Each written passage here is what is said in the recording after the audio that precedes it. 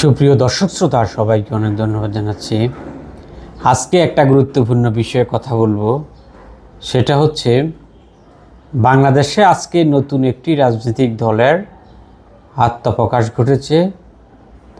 তারা সেটার নাম দিয়েছে আম জনতার দল এবং এই দলের নেতৃত্বে আছেন যে মাল্টি লেভেল মার্কেটিং কোম্পানি ডেস্টিনির সাবেক এমডি রফিকুল আমিন। রফিকুল আমিন বাংলাদেশে একটি আলোচিত এবং সমালোচিত একটি নাম। আলোচিত সমালোচিত এই জন্যই বললাম যে আমরা জানি যে ডেস্টিনি নিয়ে পক্ষে বিপক্ষে অনেক কথাই প্রচলিত আছে, যে অনেকে এখনও ডেস্টিনি গেছে টাকা পাবে, বা আত্মপক্ষ সমর্থন করে ডেস্টিনি বলে যে এখানে আমাদের কোনো দোষ নাই। বিভিন্ন ধরনের কথা এখানে আছে। এখন ডেস্টিনির যে এমডি রফিকুল আমিন, তিনি 12 বছর জেল খেটে রিসেন্টলি উনি জেল থেকে মুক্তি পেয়ে উনি নতুন দল গঠন করেছেন। এখন কথা হচ্ছে বাংলাদেশের according to constitution every citizen has right to reform new political party. This is constitutional right, there are no doubt. কিন্তু বাংলাদেশের অনেক রাজনৈতিক দল আছে, আরও নতুন অনেক রাজনৈতিক দল গঠন হচ্ছে।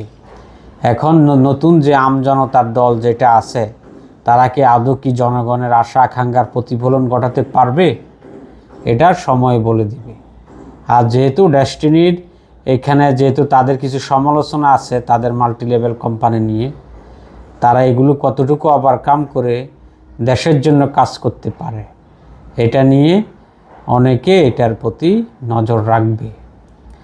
আর এই দলের সেক্রেটারি হিসাবে গণ অধিকার পরিষদের একজন উচ্চতর সদস্য, ওর নাম হচ্ছে সম্ভবত ফাতেমা, তাকে তারা সদস্য সচিব হিসাবে অ্যাপয়েন্টমেন্ট করেছে।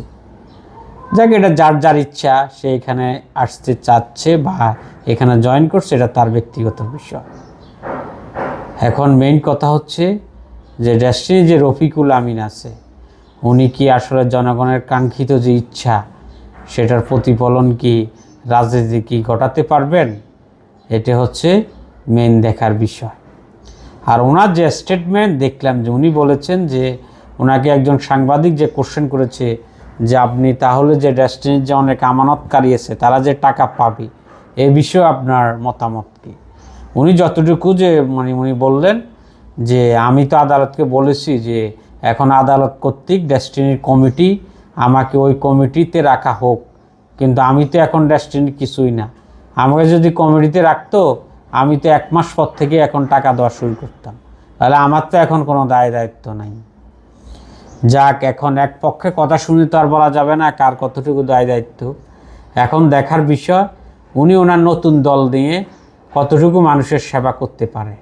আর যদি ওনার বিরুদ্ধে যে যে প্রপাগান্ডা ইতিমধ্যে শুরু হয়েছে যে ডেস্টিনিতে এত ভালো করতে পারে নাই, মানুষের অনেক ক্ষতি করছে, এখন তারা কতটুকু কি করতে পারবে, এটা তাদের কাজের মাধ্যমে তাদের প্রমাণ করতে হবে। তো ধন্যবাদ দর্শক, সবাইকে অনেক ধন্যবাদ জানাচ্ছি।